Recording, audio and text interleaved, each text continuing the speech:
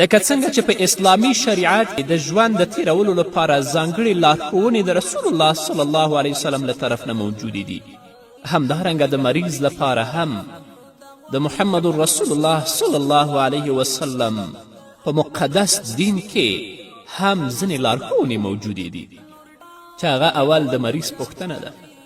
د مریض او د بیمار کتل او د هغې پوښتنو ته تلل دې ته په شریعت کې عیادت وایي.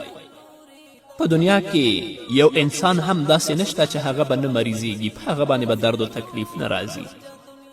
نو له همدې وجې نه د اسلام په مقدس دین کې ډیر زیات تاکید راغلی چې تاسو د مریض پوښتنه ضرور وکړئ، او کوم اجر و ثواب چې الله رب العزت هغه مسلمان ته ورکوي چې هغه د مریض عیادت او د پوښتنې لپاره ځي، هغه ما تاسو ته په نورو خپرونو کې ډیر په تفصیلي توګه باندې د محمد رسول الله صلی الله علیه وسلم د لارښوونو په رڼا کې بیان کړي. د یو مسلمان لپاره دا لازمه ده چې د خپل مسلمان ورور پوښتنه وکړي، البته که ګاونډي کافر هم وي نو باید چې کله هغه مریضیږي دې مسلمان ته دا لازمه ده چې د خپل د دې کافر ګاونډي پوښتنه هم وکړي، ځکه محمد رسول الله صلی الله علیه وسلم به د منافقانو یهودیانو د پوښتنې لپاره په خپله تشریف به وړه، سره د دې هم چې هغوی د محمد رسول الله صلی الله علیه وسلم سخت دښمنان هم ول. دا رسول الله عادت د مسلمان عیادت او پوښتنه باید د دې لپاره کوله چې د مسلمان حق دی په بل مسلمان باندې، او د غیر مسلم عیادت باید د دې لپاره کوه تر څو چې هغه د رسول الله د نیکو اخلاقو نه متاثره شي او اسلام مقدس دین ته مخ راوګرځوي. خو نن ورځ د مسلمانانو په منځ کې دومره حسادت، دښمني، بغض او عداوت پروت دی، این تر دې چې ورور د خپل د ورور د حالاتو نه خبر نه دی. دا خو لا پرېږده چې هغه ګاونډي زموږ د کور په خوا کې ژوند کوي، د هغه د مریض پوښتنه یا د هغه د ولږې او د تندې او د فقر او د تندستي پوښتنه موږ وکړو، دا خو ډېره لویه خبره ده. په موږ کې نه قناعت شته، نه انصاف شته، او تل لپاره د خپل ژوند په سرکشي کې تیرو. الله دې په موږ باندې رحم وکړي. نن په خپل اولاد رحم وکړه، او نن په خپله کورنۍ باندې رحم وکړه، او نه هغه څوک چې زموږ په ګاونډ کې دي نه د هغو د حال او د احوال نه خبر شو. حضرت عایشه رضی الله عنها فرمایي چې زه په کور کې ناسته وم، یوه ښځه د دوه وړو جنکیو سره راغله زما کور ته. دوه وړې ماشومانې ورسره وي، یتیمانې وي. نو هغه ټولې وږې وې، ما نه د څه غوښتنه وکړه، ما سره په کور کې څه نه ول، صرف 3 خرماګانې را سره وې، یوه مې مور ته یې ورکړه، یوه مې یوې ماشومې ته ورکړه، او بله مې بلې ماشومې ته ورکړه.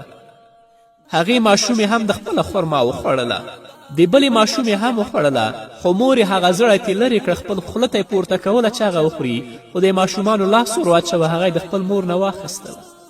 نو هغې مور هم دا خرما په منځ کې نیمه کړه، نیمه یې د یوې لور خولې کې ورکړه او نیمه یې د بلې لور په خولې کې ورکړه، خپله یې ونه خوړه، خپل اولاد یې رحم وکړه. دا حالت چې ما ولیده نو چې کله محمد رسول الله صلی الله علیه وسلم راغی، دا قصه ما رسول الله ته وکړه. نو رسول الله صلی الله علیه وسلم ما ته وویل چې دغه مور چې په خپل اولاد باندې رحم او ترحم وکړه، د خپل د خولې لمړې د خپل اولاد ته ورکړه، الله دا جنت ته بیایي. یا هغه چا چې دې یتیمانو باندې ترحم وکړ، الله به هغه جنت ته بیایي. خو تروسه موږ په خپل اولاد باندې ترحم نه دی کړی. تل لپاره په بدو الفاظو، په ناوړه خبرو باندې د خپل اولاد شکنځو رټوي. نه، ترحم وکړه، شفقت وکړه په خپل اولاد باندې. د ماشومتوب نه هغه د الله دین ته متوجه کړه او اسلامي اخلاقو اهدافو باندې متصف کړه.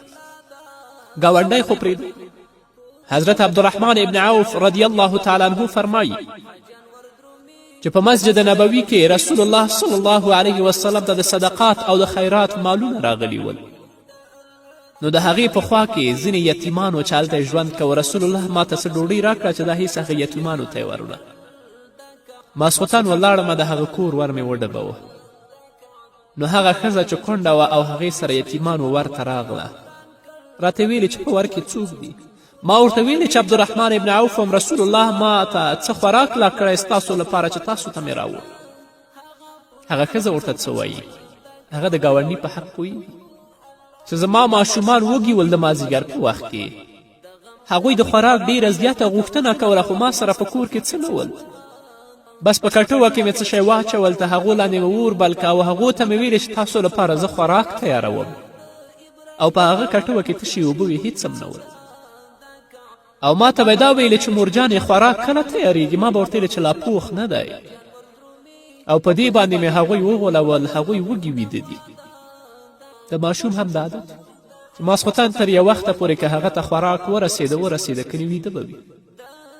نو هغوی اوس ویده شوي دي. زما په خوا کې زما ګاونډي دی چې هغه زما نه او زما د اولاد نه خوراک ته ډېره زیاته اړتیا لري. دا خوراک مې څه هغو ته یې ورکړ. حضرت عبدالرحمن ابن عوف دا خوراک مې هغو ته ورکړ. هغوی سره قناعت و، هغوی سره انصاف و، په هغو کې همدردي وه.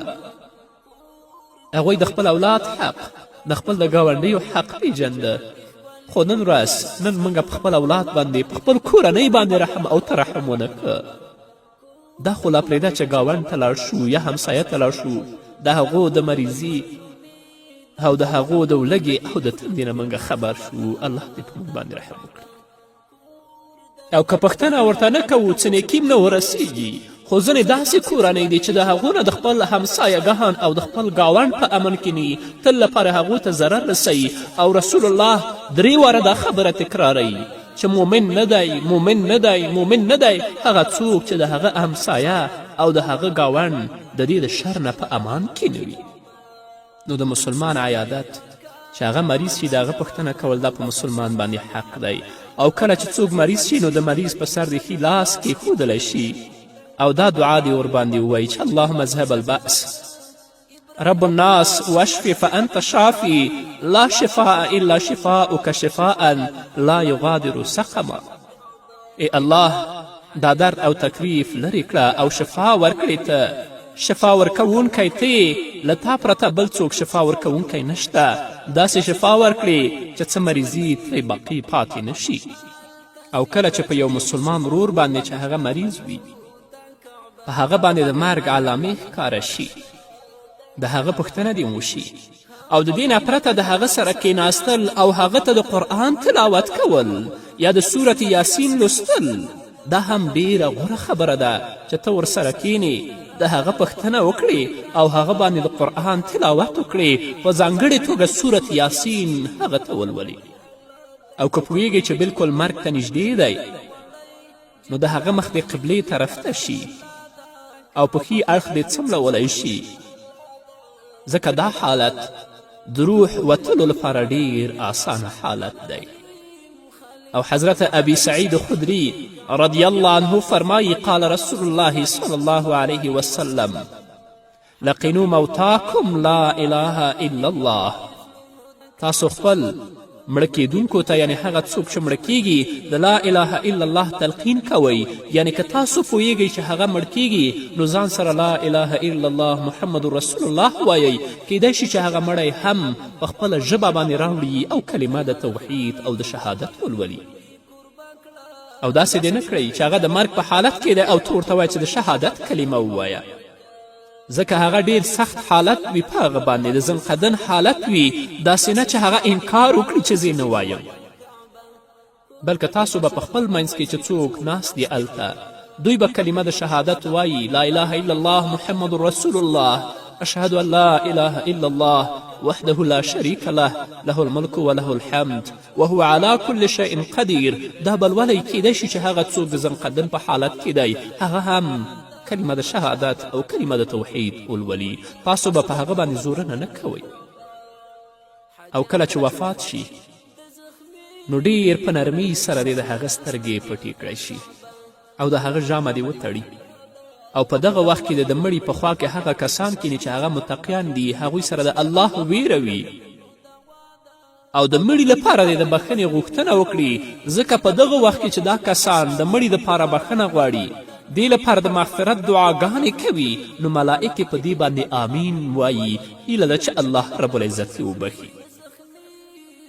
او که د مړي په دنیا کې بد کارونه هم کړي نو بیا مسلمان دپاره دا په کار نه دی چې هغه په بدو باندې یاد کړي بلکې بدي ځان ته پرېږدئ کم نیک کارونه چې هغه په دنیا کې کړي دي هغه نیکو باندې هغه وستایئ ځکه د رسول الله لارښوونه ده د خپلو مړ شوو کسانو نیکي یادې کړئ او د هغه له بدیو څخه تاسو ځان وساتئ نو چې کله یې ساه وخیږي نو اندامونه دې ورته سم کړي او د اندامونو په سمولو کې د دا دعا ولستل شي بسم الله وعلى ملت رسول الله نو سترګې چې ورته پټه کړه زنه یې ورته وتړله پښې چې ورته سمې کړې نو د پښو هغه دوه ګوتې دې ورته هم وتړي او هغه څوک چې بې اودسه وي په بدن کې پاک نه وي که زنانه باندې څه مریضي وي یا سړی د جنابت او د بېودسي په حالت کې وي نو هغه دې مړي ته نږدې نه کیني بلکې پاک کسان د هغه په خوا کې کښېني تلاوت دې وکړي او د الله رب العزت نه د دې مړي ته د بښنې او د مغفرت دعاګانې وکړي